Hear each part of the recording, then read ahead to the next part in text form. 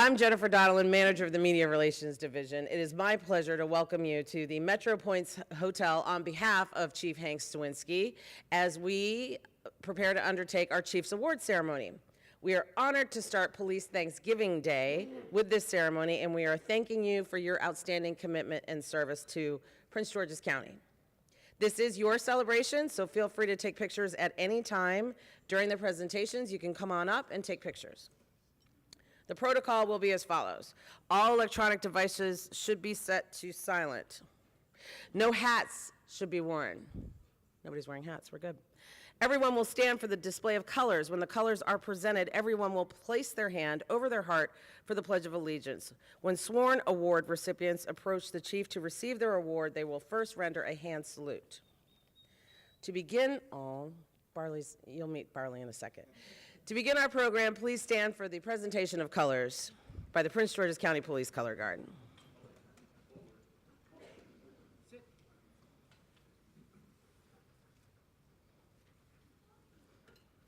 Okay, thank you.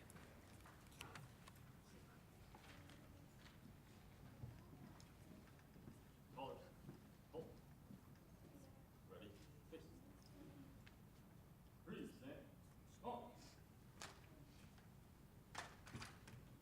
Please join me in the Pledge of Allegiance. I pledge allegiance to the flag of the United States of America and to the republic for which it stands, one nation, under God, indivisible, with liberty and justice for all.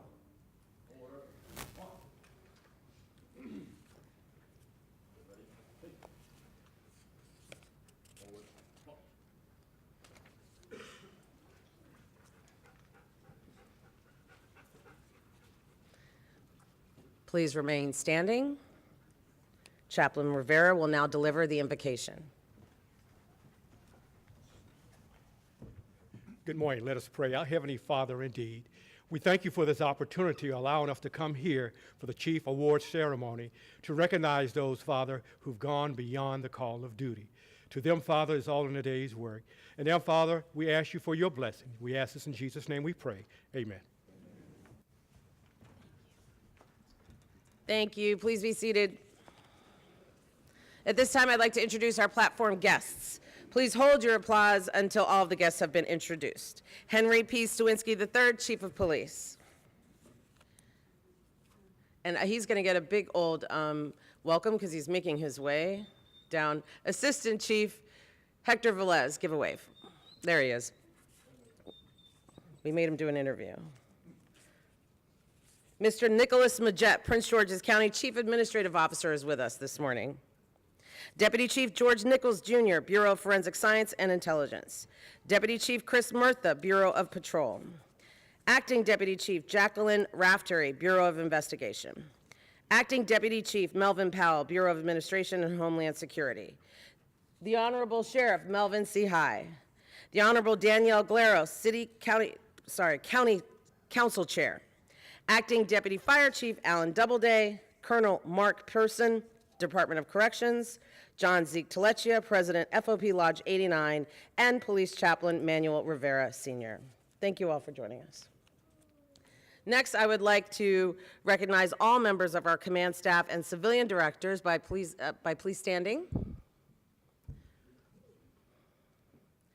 I would also like to recognize any members of the Chiefs Advisory Council. If any are here, please stand. Ladies and gentlemen, our platform guests, commanders, and community leaders.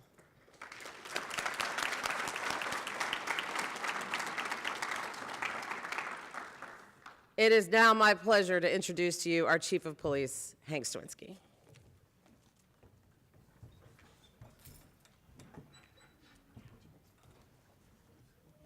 Good morning. It's difficult at this point to appreciate just how challenging this year has been for us as an institution. It's easy to lose sight of what has occurred in the preceding 11 months of 2018.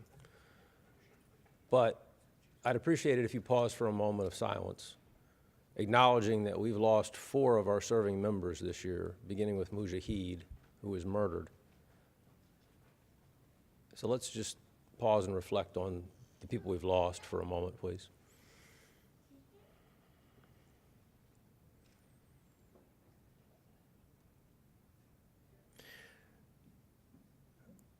We miss them, but we have an obligation to continue their legacy of service.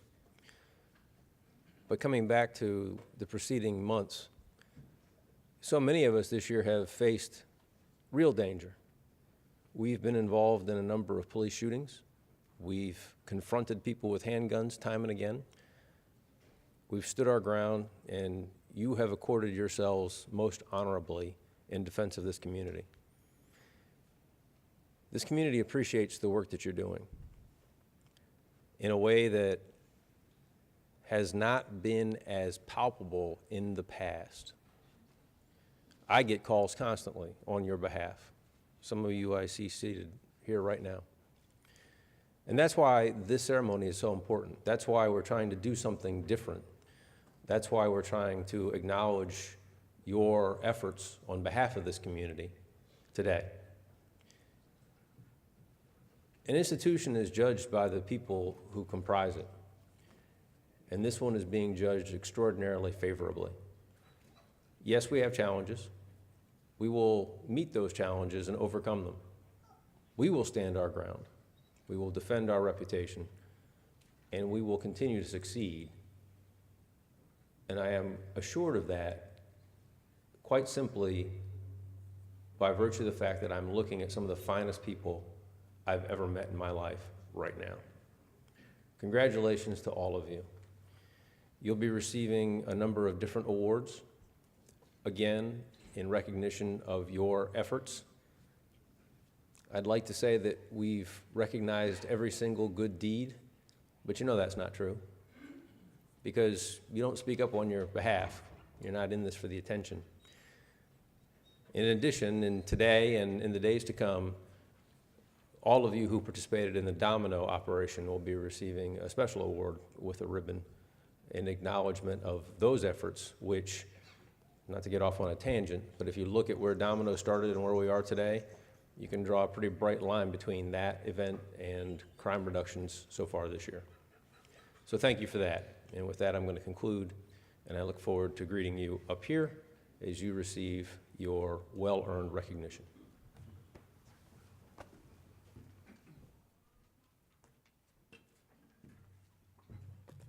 Thank you, Chief. It is an honor to introduce our next speaker, Prince George's County Chief Administrative Officer, Mr. Nicholas Magette.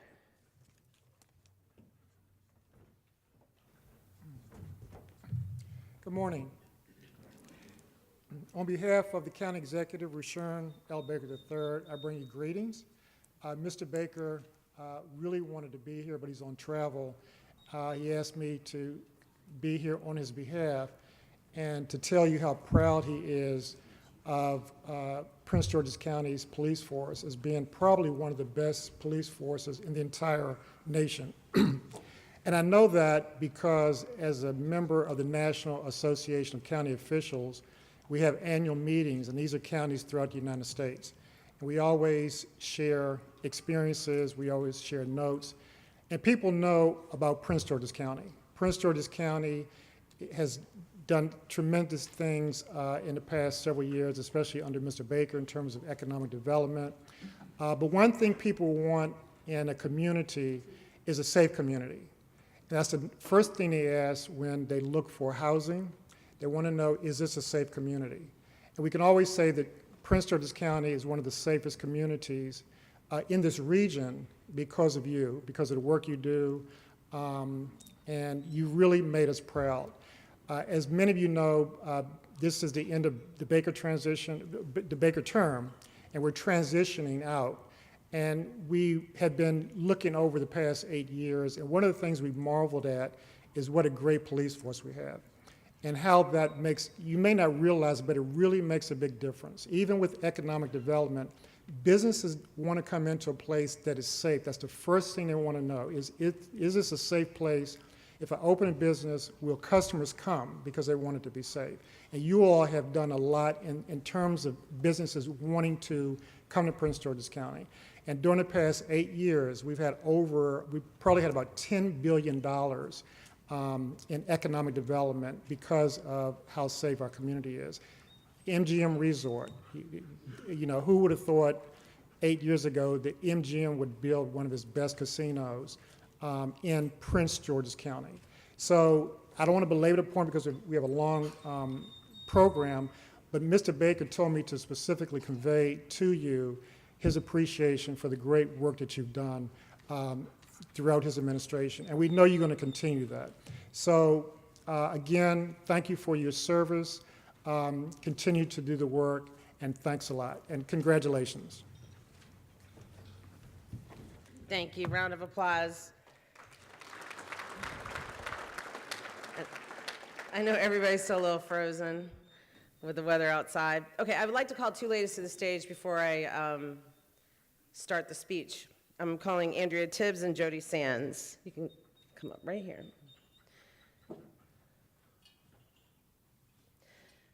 We are starting today's ceremony with a very special presentation.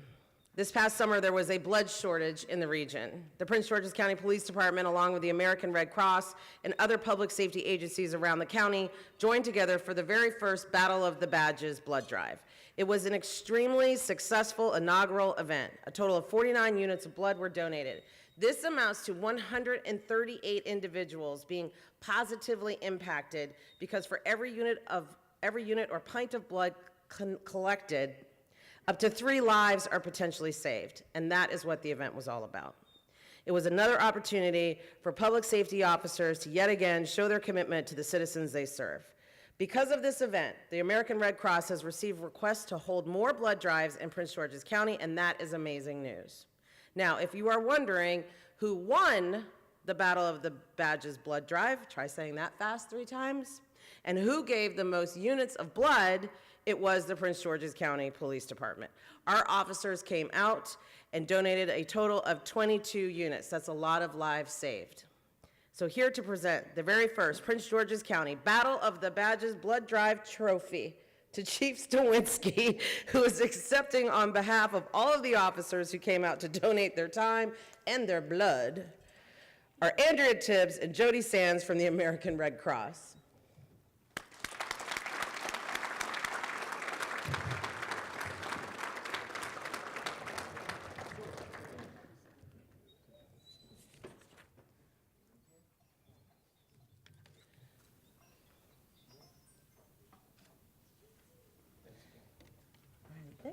Thank you so much for coming out and braving the roads.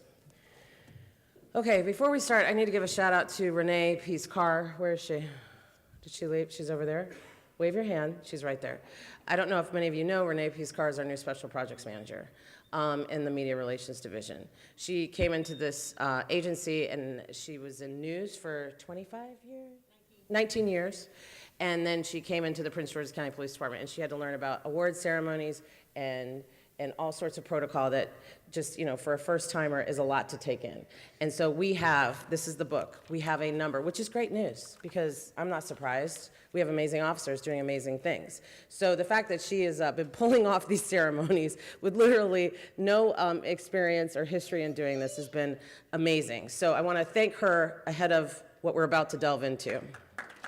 But thank you, Renee, and thank you, Zell, and thank you to the Media Relations Division.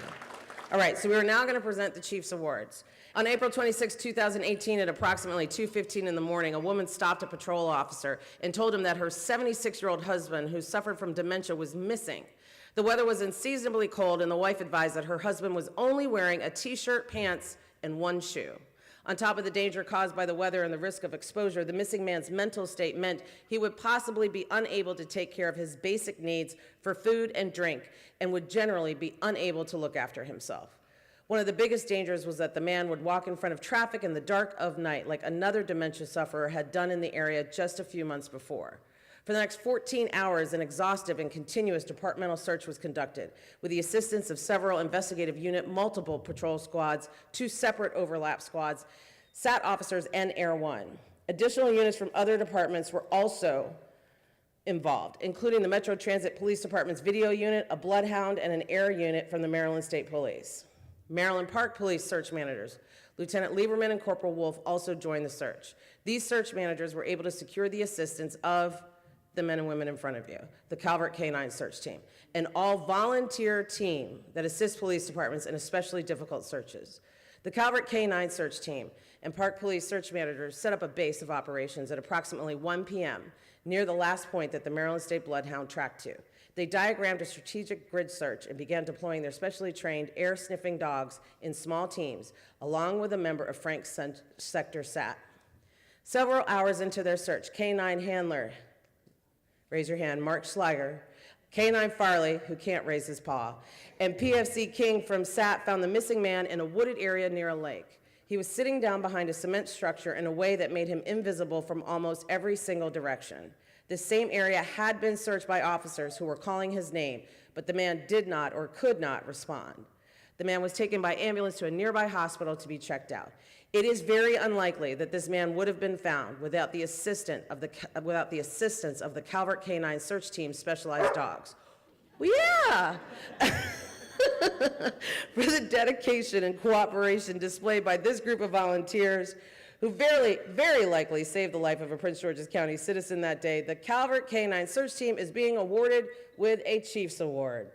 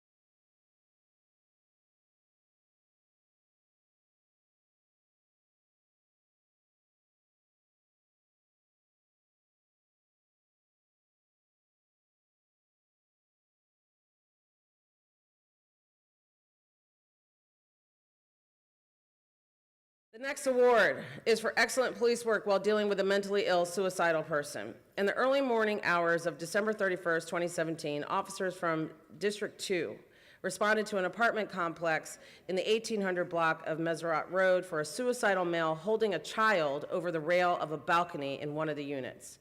Police officers Ventura and Herrera arrived on the scene and quickly began to gather information from the suspect's mother, who advised officers that her son was under the influence of CDS, suffers from paranoid schizophrenia, and had been holding the child outside on the balcony for about an hour, threatening to jump with the child. Ventura and Herrera quickly established a perimeter while Ventura maintained surveillance on the suspect. Acting Sergeant Anthony Jackson, Police Officer Emmanuel Odina, Police Officers First Class Melanie Davis and Jeffrey Bragg all responded to the scene. These officers tactically set up a perimeter, all while ensuring that the suspect had no knowledge that they were outside of the apartment. The team of officers convinced the suspect to come inside from the balcony and outside into the hallway. The suspect complied, walking out into the hallway, holding the child in his arms. Officer Jackson immediately grabbed the child, while officers Ventura, Davis, Bragg, and Herrera quickly grabbed the suspect, separating him from the child. The suspect was taken into custody and was then taken to the hospital for emergency evaluation. For their outstanding teamwork and professional judgment during this volatile incident, these officers have earned a unit award.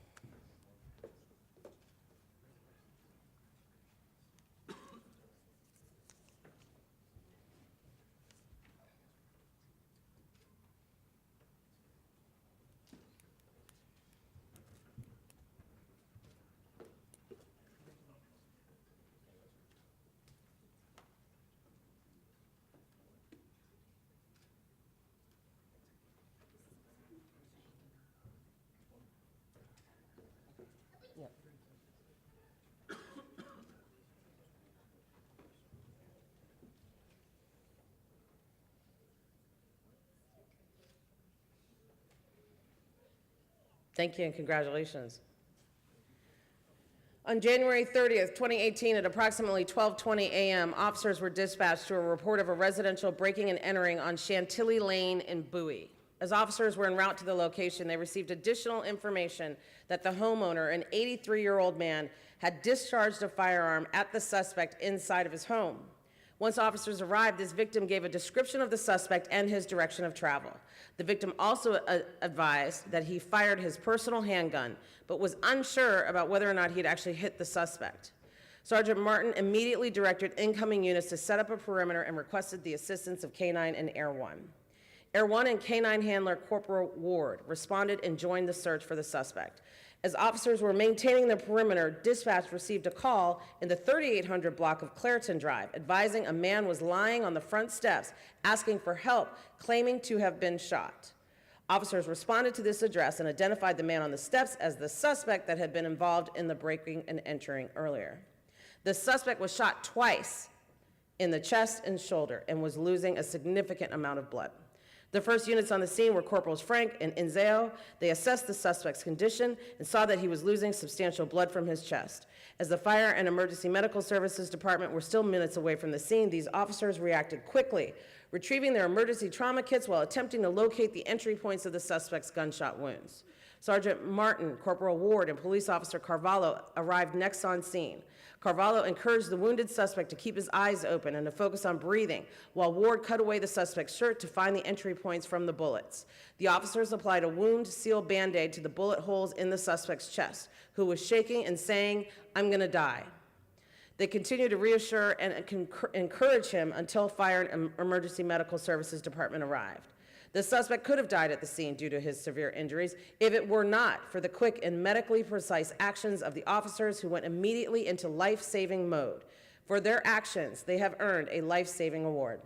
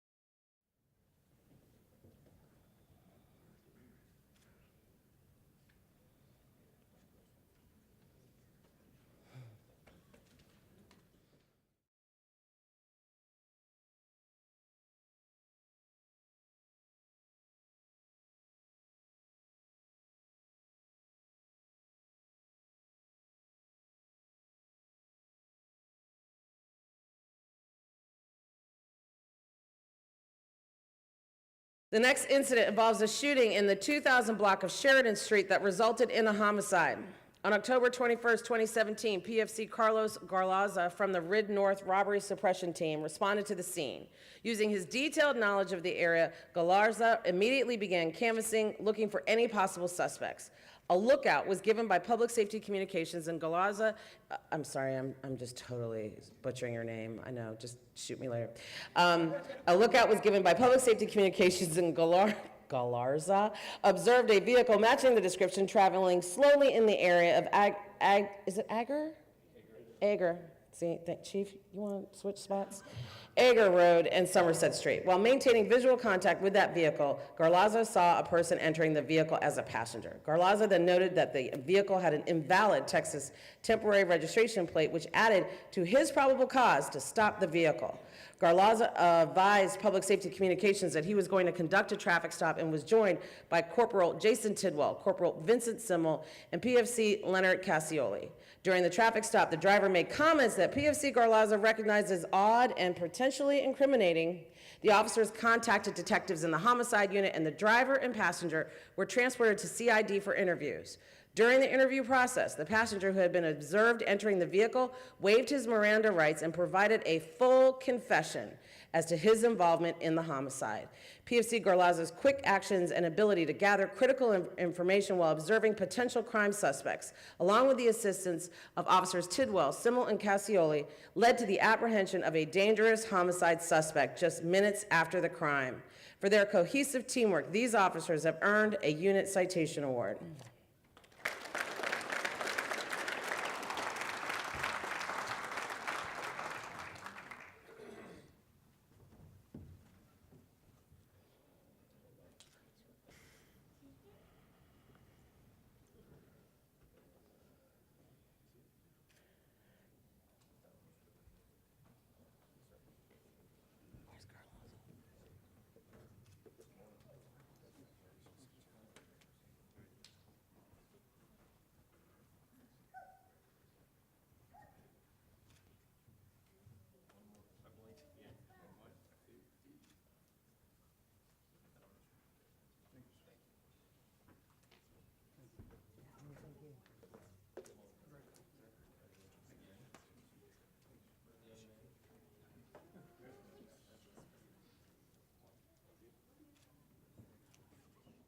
During the 2017 fiscal year, our next awardee exhibited great initiative and resourcefulness in obtaining hundreds of thousands of dollars in grant awards totaling over $700,000 for specialized equipment and training for the Prince George's County Police Department.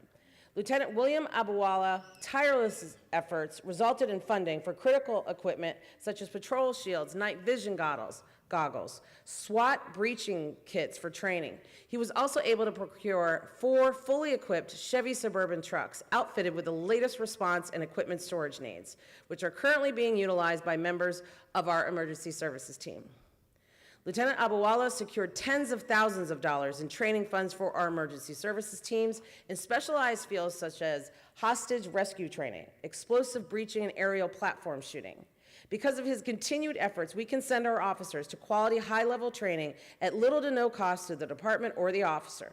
In the history of the emergency services teams, we have never enjoyed access to the types of training and equipment that our members now have. Because of his efforts, we will be able to supply patrol officers with the additional tools they need for responding to emergency critical incidents. The quick procurement and distribution of this equipment has and will continue to save lives. For his initiative, resourcefulness, and unrelenting determination, Lieutenant Abuwala has earned a Chief's Award for creativity. Well done.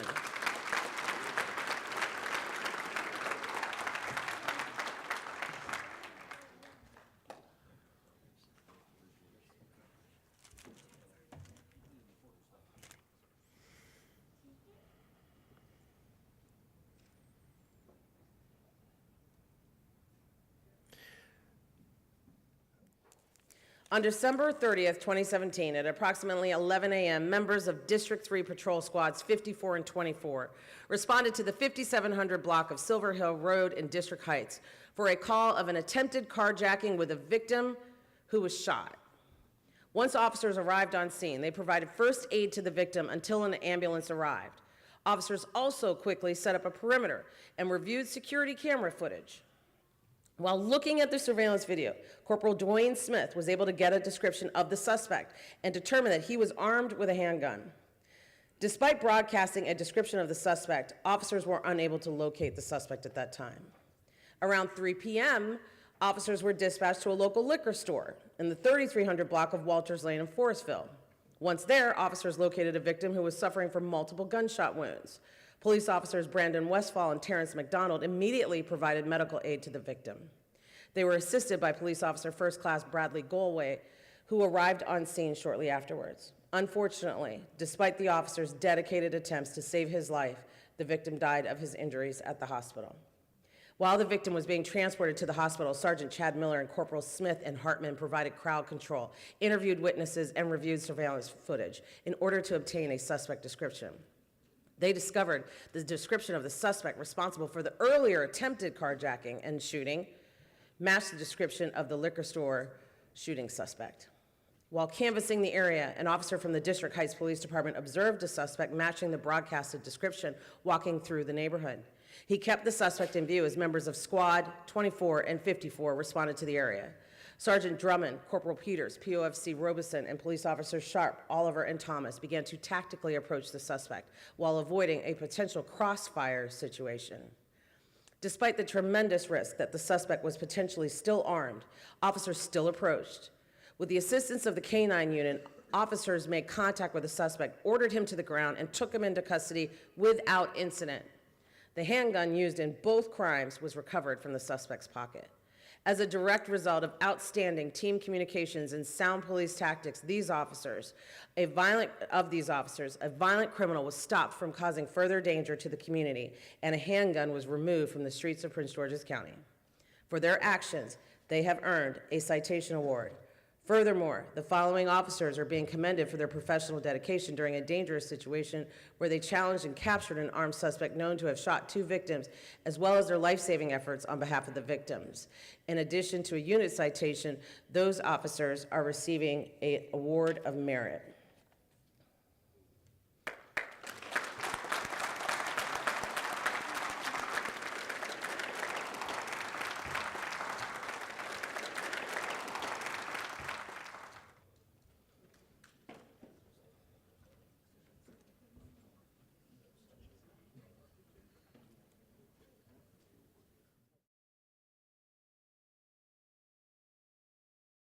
If I can bring your attention back to the front of the room, this is District Heights Sergeant Joseph Gibson. For his actions in helping the Prince George's County Police Department with this extremely volatile and quick-moving incident, District Heights Sergeant Joseph Gibson is also getting a Chief's Award.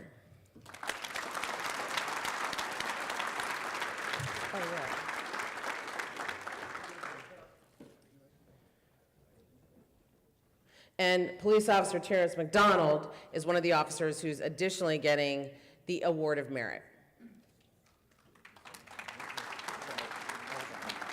It happens.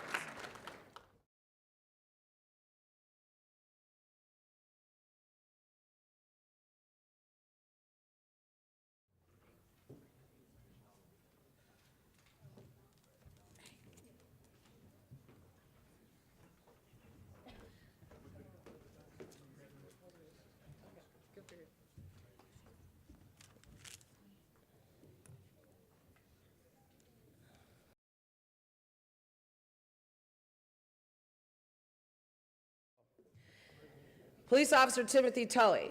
On January 21st, 2018, at approximately 3:30 p.m., PFC Ryan Robinson and Police Officer Timothy Tully responded to the 5200 block of Flint Ridge Drive for the report of a man drowning in a pond.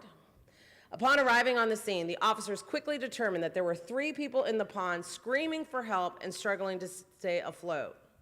Robinson and Tully ran to the edge of the pond and realized it had been frozen over. They carefully walked onto the ice using different paths while giving loud verbal commands to reassure the 3 citizens that help was on the way. As Robinson made his way closer to the citizens, he realized that the ice was becoming dangerously thin, so he stopped and directed a citizen on land to throw him a vine to be used as a rope. At the same time, Tully continued his attempts to pull the victims to safety by crawling out to them on his stomach on a thicker patch of ice. Robinson threw the vine to Tully, who passed it to the victims. Unfortunately, just like in the movies, the vine broke. So Tully quickly moved closer to the victims to try and physically remove them from the water. One of the victims, fearing he would drown, grabbed Tully and pulled him into the frigid water. After approximately 5 minutes in that water, Tully was able to climb out. He stayed close by to keep the victims calm and to ensure that their heads remained above water. Robinson secured a rope from the responding firefighters and threw it to Tully. Then they both worked together to pull the victims to safety. These officers, this one in particular who's standing in front of you, acted quickly and without hesitation to prevent serious injury or death. For their courageous efforts and dedication to duty, PFC Robinson and Police Officer Tully have earned a life-saving award.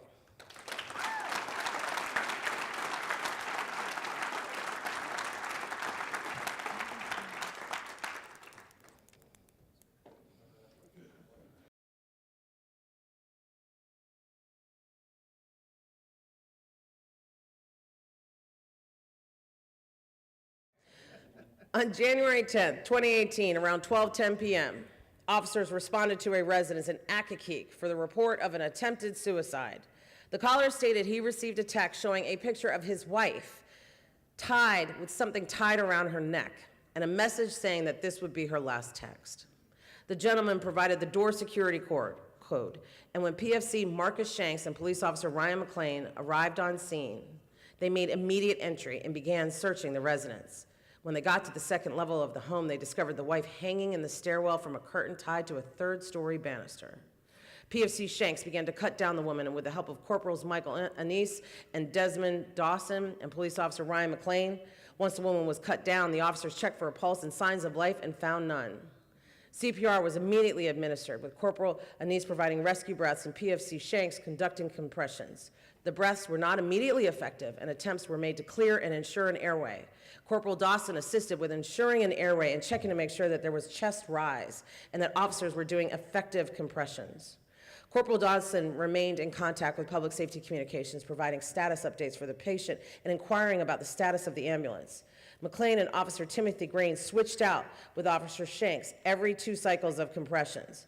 The officers continued compressions for roughly 5 minutes until the arrival of the Prince George's County Fire and Emergency Medical Services. Corporal Demetric Seegers and Officer Green checked the house to make sure it was clear of any hazards and the medications, and to look for medications that the woman may have taken as part of her suicide attempt.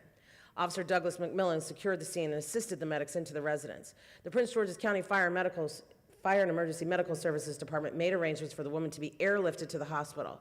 Officers assisted in securing a safe landing zone for the helicopter. She was ultimately taken to Baltimore Shock Trauma, where she remained in critical condition at the time of this writing. These officers maintained excellent communications and worked determinedly as a team to administer life-saving CPR. For their actions, these officers are being presented today with a Unit Citation Award. In addition, Corporal Anise, PFC Shanks, and police officers McLean and Green have earned a life-saving award. Their expertise and initiative when making the split-second decision to attempt to save a human life led directly to the woman regaining a pulse.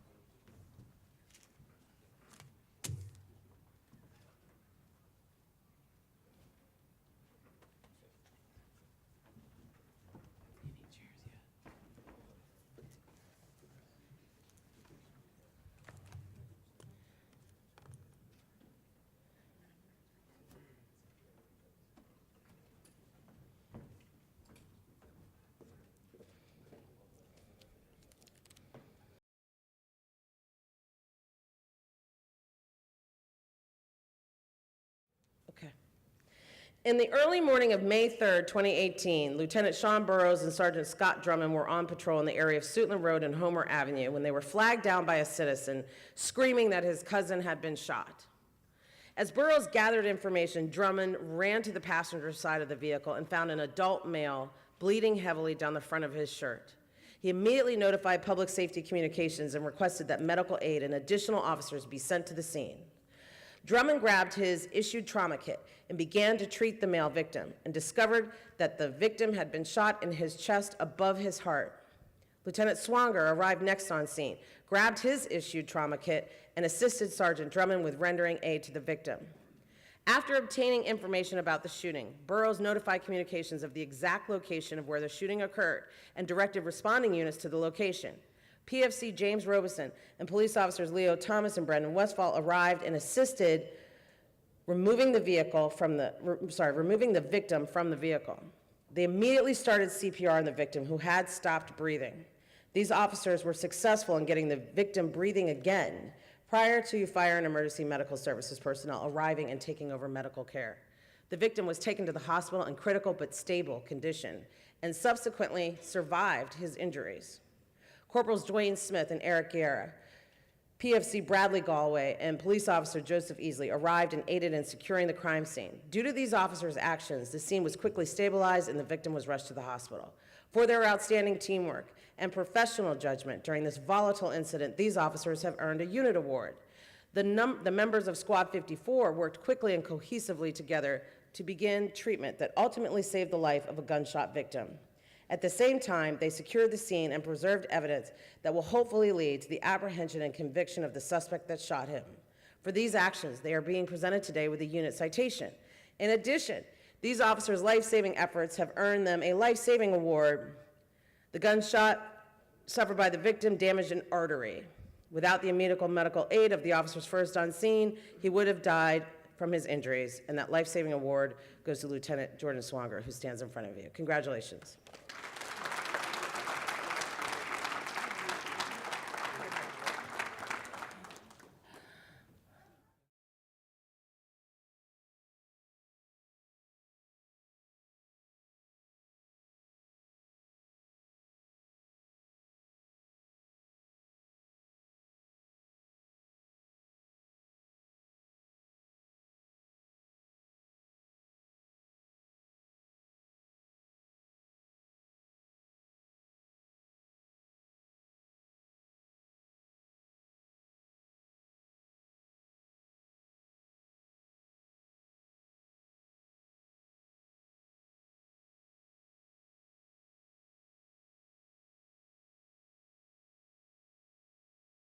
In January of 2018, Sergeant Aaron Smith, Chief Pilot of the Special Operations Division's Aviation Section, developed a creative, comprehensive plan to save the Prince George's County Police Department and the county thousands of dollars while acquiring state-of-the-art aviation searchlights.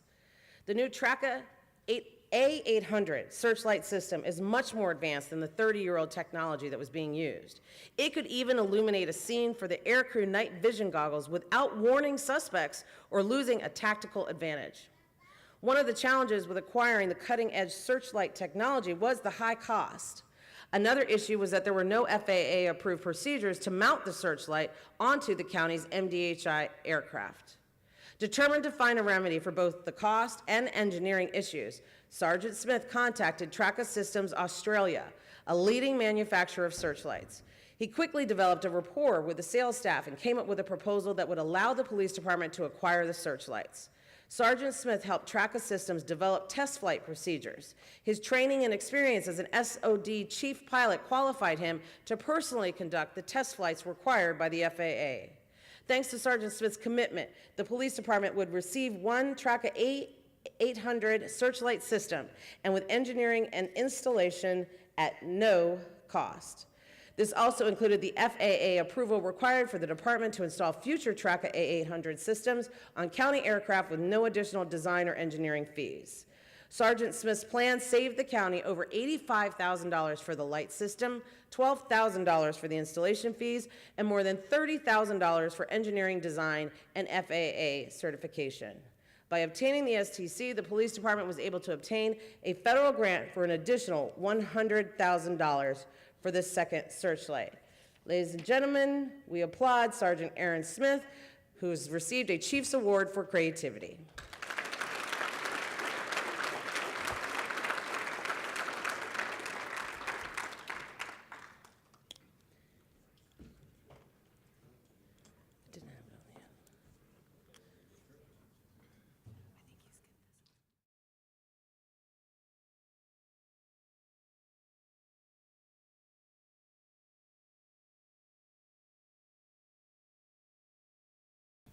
Just very briefly, that award is important to me on behalf of Aaron and the aviation component. We've been working very diligently to increase that capacity because that will save lives. We talked about folks wandering away afflicted with dementia, Alzheimer's, but it also won't be the first time that they've made an apprehension which makes officers on the street safer too. So my personal gratitude. It's money, it's equipment, yeah, but at the end of the day, that's going to save one of our lives, and I'm guaranteeing you it's going to save a citizen's life down the road. So on behalf of all of that, I just wanted to make that clear. On February 17, 2017, at approximately 1 p.m., officers were dispatched to the area of Ager Road and East-West Highway in Lewisdale for a reported carjacking. Detectives James Carpenter and Stephen Jackson immediately responded to the area to canvass for the victim's vehicle. They located the vehicle nearby and attempted to conduct a stop of the car. The first attempt went unheeded as the suspect sped through a residential neighborhood until he struck a parked car. Then the suspect and his passenger exited the car and fled on foot. The detectives pursued the suspect on foot, knowing that he was armed with a handgun. For a brief moment, they lost sight of the suspect, who disappeared into the woodline. Detectives located the suspect moments later, attempting to break into a home. They gave the suspect verbal commands while the suspect acted erratically and refused to drop the weapon. Finally, the suspect dropped the gun and was taken into custody. The suspect was transported to the district station where he confessed to his crimes. For their sound and fast response, quick thinking, bravery, and sound police tactics, Detective Carpenter and Detective Jackson are being presented with a merit award. Congratulations.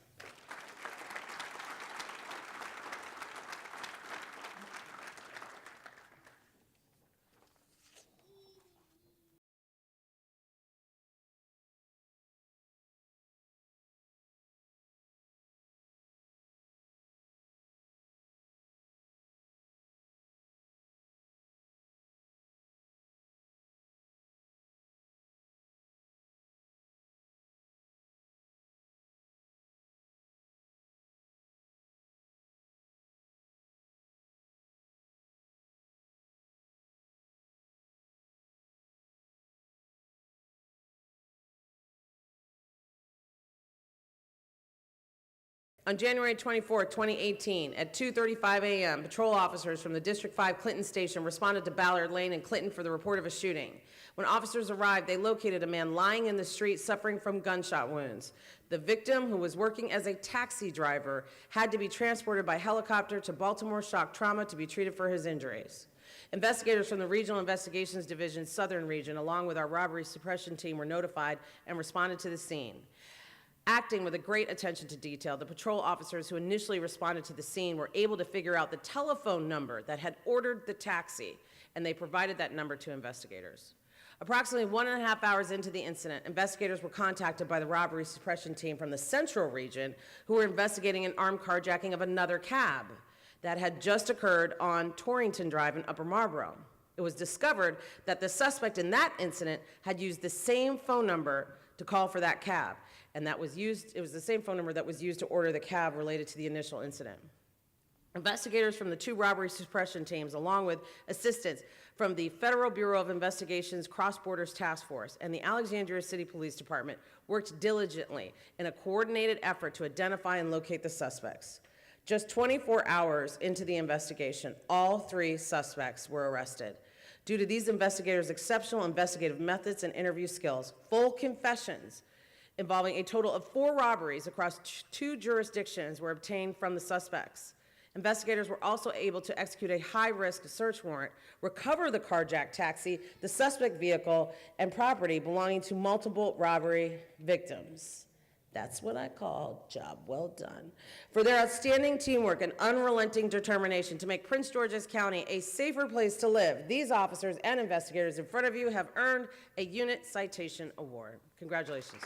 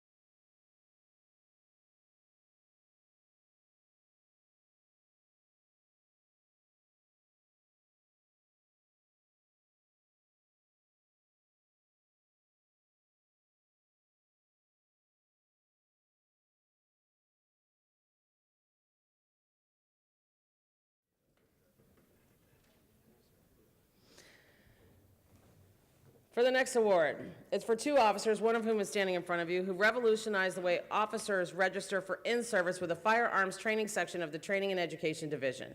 The first officer, Corporal Adam Hines, who's standing in front of you, was instrumental in implementing the new department-wide online firearms training registration system.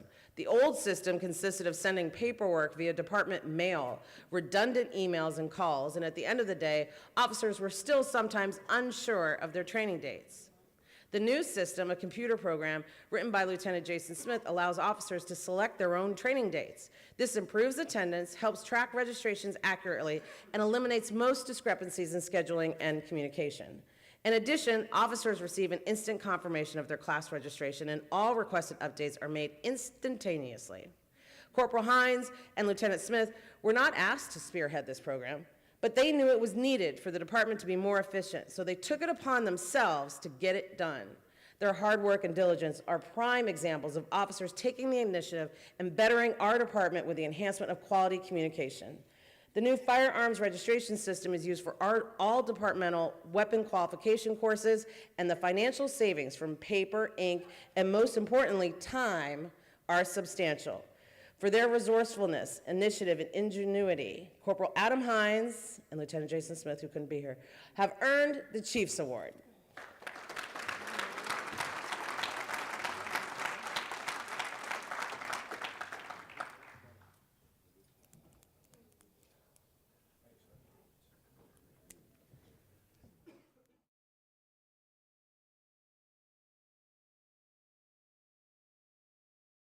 On the afternoon of April 2nd, 2018, officers from District 6, Squad 49, were called to a fast food restaurant on Laurel Bowie Road for a shooting.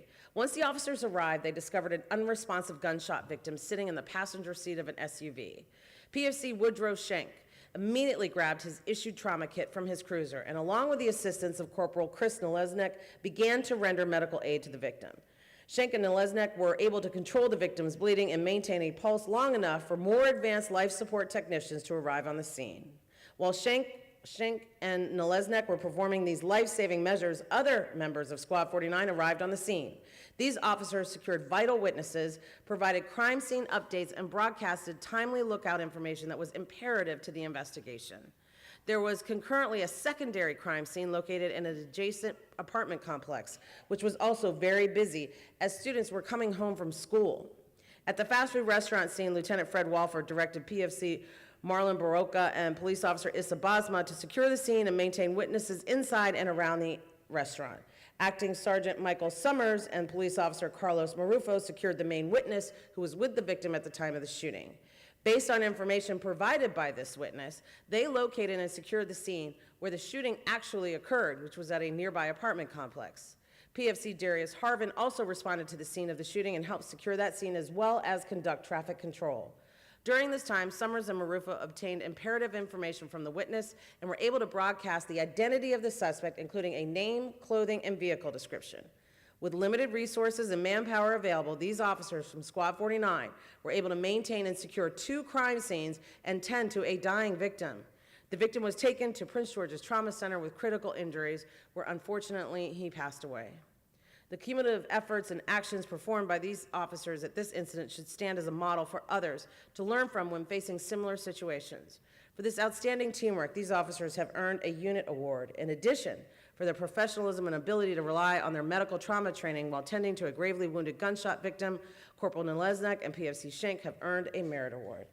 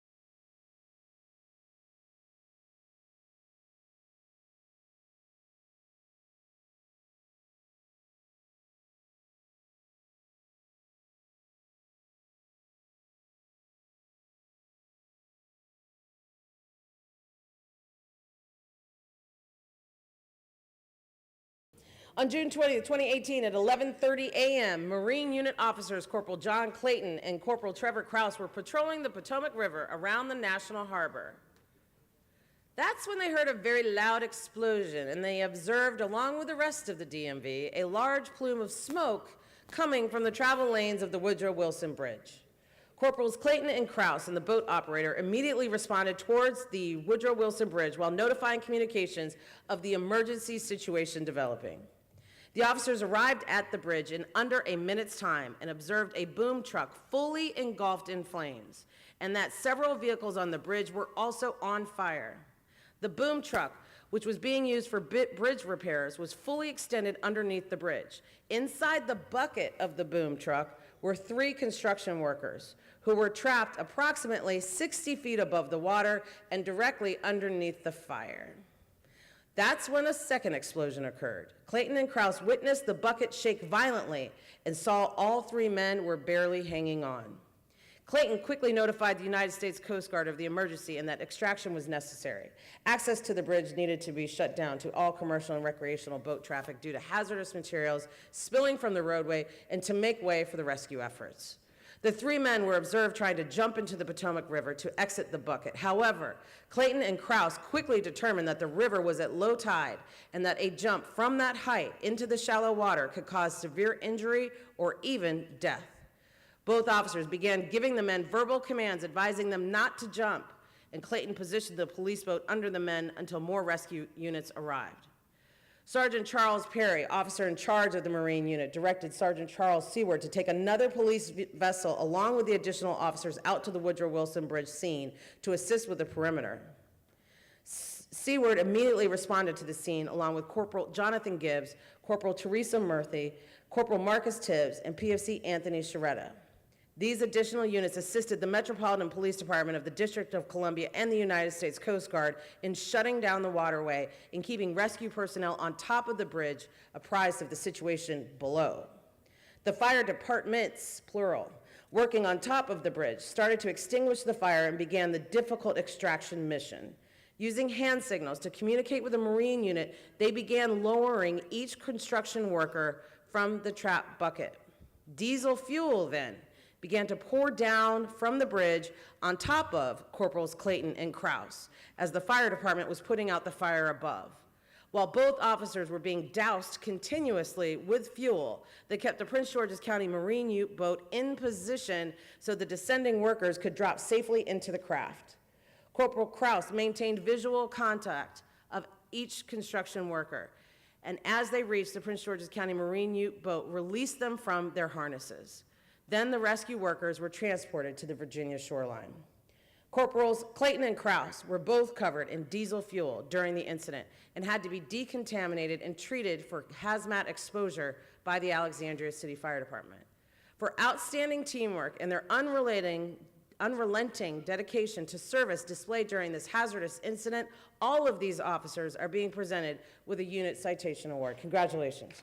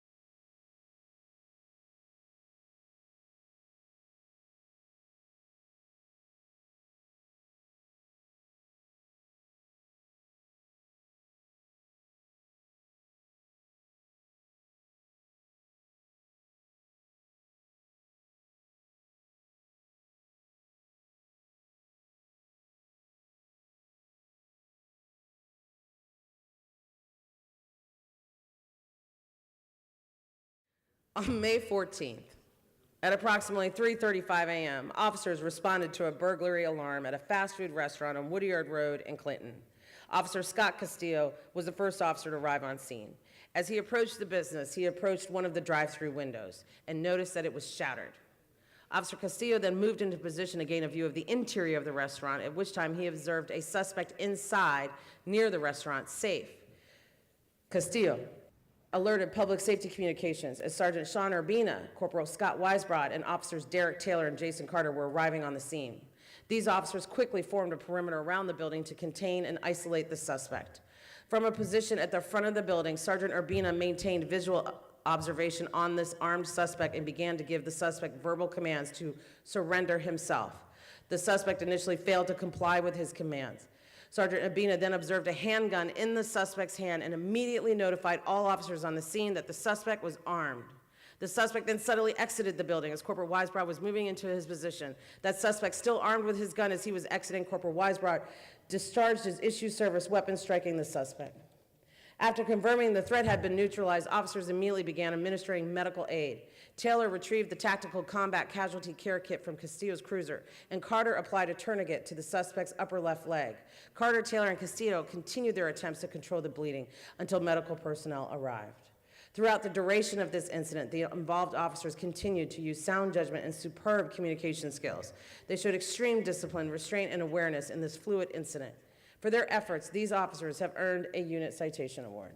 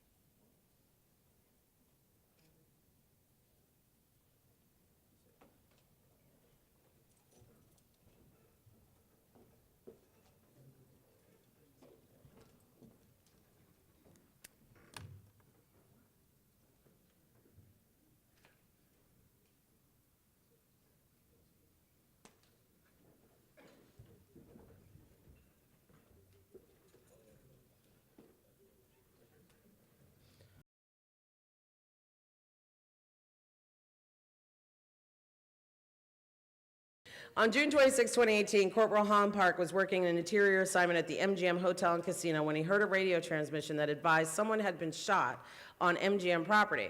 Corporal Park, without hesitation, responded to the area.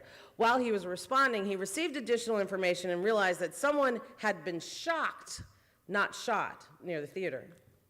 Park arrived and found a 6-year-old girl who was unresponsive and an MGM security guard attempting to use an AED. Park immediately began to assess the scene and the victim. Concerned that the scene continued to pose an electrical hazard, Park began to coordinate with the responding ambulance, ultimately advising him that he was bringing the victim to the helipad. Park picked up the victim and carried her to a safe area and immediately began CPR. The victim was transported to the United Medical Center located in Washington, D.C. Park continued that CPR throughout the entire transport. Upon arriving at the hospital, Park relinquished care to an awaiting medical staff member. Throughout this traumatic event, Park, without hesitation, initially responded to what he thought was a potential shooting. After obtaining additional information and determining that it was a medical emergency, Park clearly demonstrated his ability to think quickly under pressure, switching his mindset from a potential tactical response to a medical emergency. Park utilized his astute skills as a certified Maryland emergency medical technician, working diligently to save this little girl's life.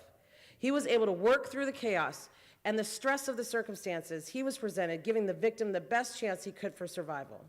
Corporal Park's exemplary actions and dedication to duty should be an example to all police officers facing crisis situations. You can see now why we need him back. For his swift actions and dedication to duty, Corporal Han Park is being presented with a life-saving award.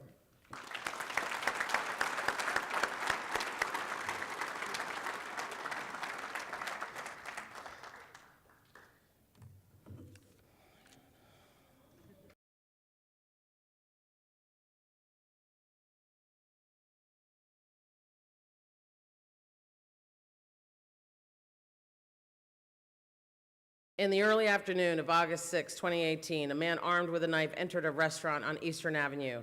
Brandishing his knife at the employees, he made several threats, stole money, and then fled. This suspect ran out into the shopping center parking lot and approached an elderly man walking with his elderly mother to their van.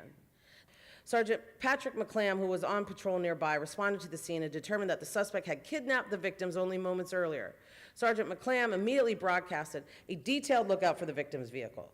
Police officer Dooley, who was driving southbound on Riggs Road to assist Sergeant McClam, heard the lookout for the vehicle and immediately recognized the vehicle traveling northbound. Dooley demonstrated excellent tactical judgment and did not alert the suspect of his presence. Instead, he broadcasted his location and began to discreetly follow the vehicle and allowed backup officers time to respond. Several backup officers responded to the scene. Together, those officers conducted a textbook-perfect tactical high-risk vehicle stop. Showing superb discipline, they did not allow the high-stakes nature of the incident to cloud their judgment. As a result, a potentially life-threatening incident was brought to a swift conclusion, and the suspect was given no opportunity to plan resistance, flee, or harm the victims. This exemplary teamwork and coordinated efforts of these members of Squad 31 were instrumental in the rescue of 2 hostages from an armed felon. Their actions represent the highest ideals of professional public service and have earned them a Unit Citation Award. Congratulations.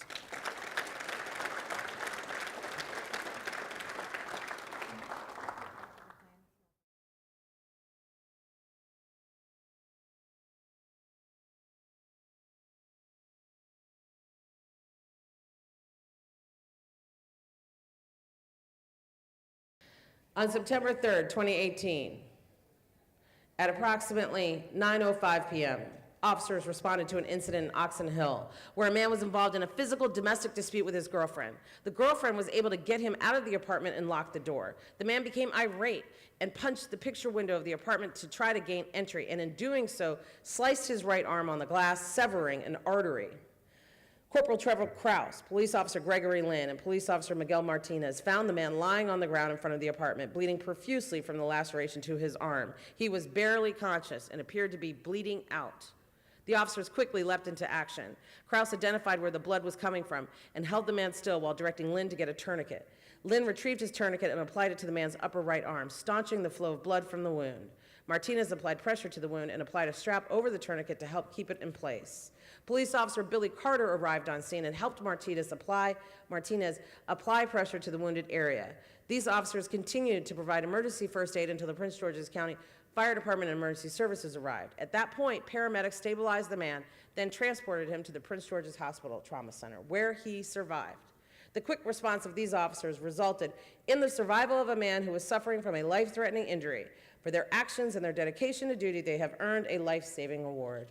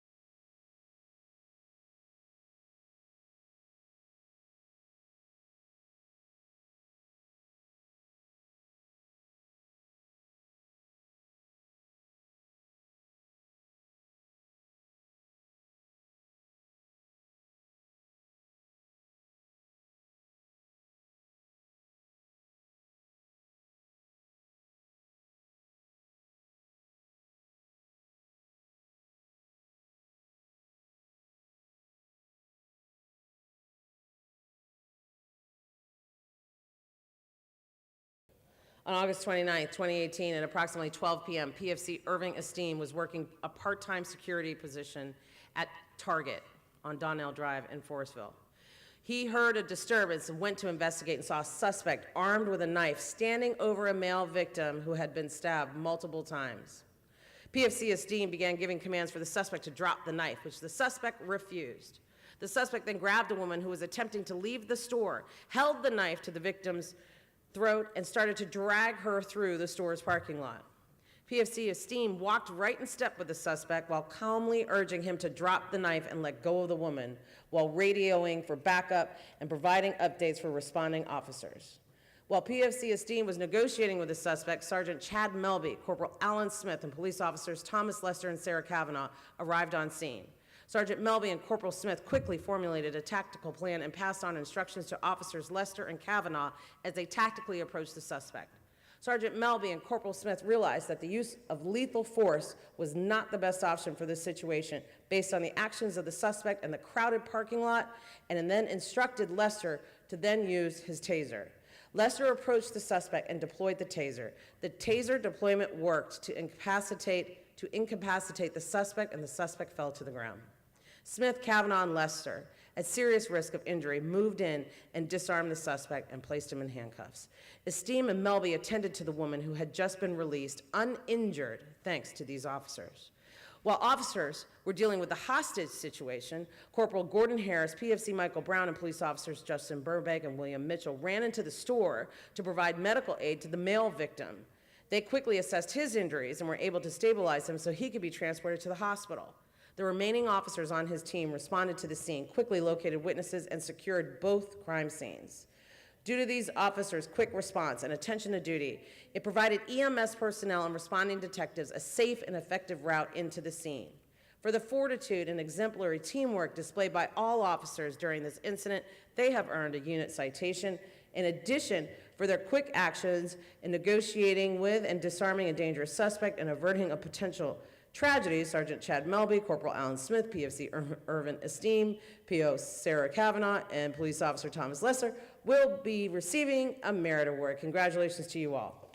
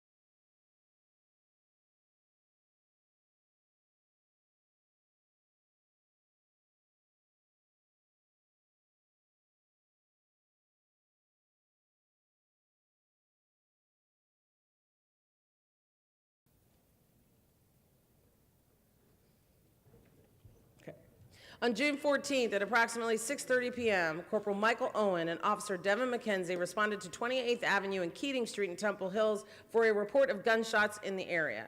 Corporal Owen and Officer McKenzie were in the area on patrol and responded to the scene almost immediately. While canvassing the area, Corporal Owen observed a victim lying in the roadway, apparently suffering from gunshot wounds. Corporal Owen directed PFC Richie Villaflor and Officer Will Levy to render aid to the victim. Villaflor and Levy found that individual was suffering from multiple gunshot wounds and a stab wound from a knife. They used their department-issued tech kit to seal a serious chest wound with bandages. They quickly stemmed the flow of blood, which allowed the individual to survive while at the scene and after being transported to the hospital. Corporal Owen and Officer McKenzie were advised by witnesses that the suspect was in the area. McKenzie broadcast the suspect description and direction of travel for responding units.